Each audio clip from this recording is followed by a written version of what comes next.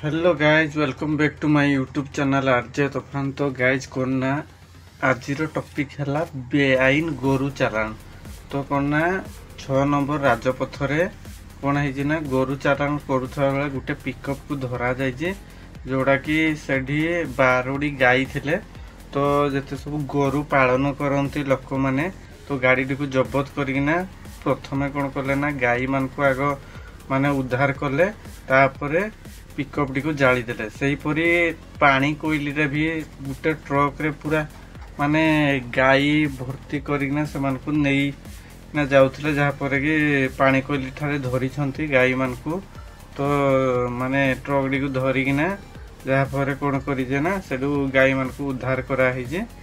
तो कौन ना आज डेट रे आमे भारतीय माने आमे हिंदू माने कौन ना गाई को निज माँ सहित सामान आमे पूजा करूँ, किंतु आज माने यहीपरी देखा मिलूची कौन ना गो बेआईन भाव गाईर चालान होची।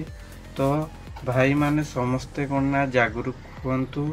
आउ एबे कौन ना गाँ गाँ रे गाई भी चोरी होची।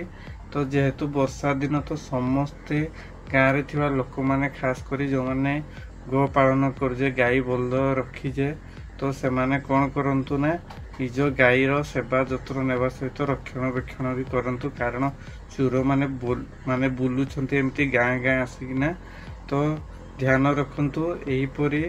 तो जेहेतु जो भाई माने भी माने एमती बेआईनी कौन गाई चालान हो देखुंती तो कौन पुलिस को खबर दिंतु। आरटीओ 112 नंबर तुरंत कॉल करके जनातु ना कौन ना एमिति बेआईन भाव गाई चालान चली। एटा आम भारतीय हिसाब से आमर गोटे कर्तव्य रही। देखा आउ एक ब्लॉग्स वीडियो रे। जय जगन्नाथ।